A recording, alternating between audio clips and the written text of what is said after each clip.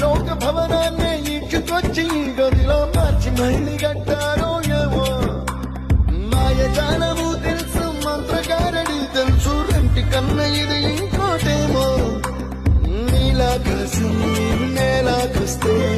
ఇట్టాగే ఉంటాదో ఏమో ఈ సంతోషం దాచాలంటే హృదయాలు పోవంద కావాలేమో ఇంతందంగా ఉంటుందా ఈ లోకం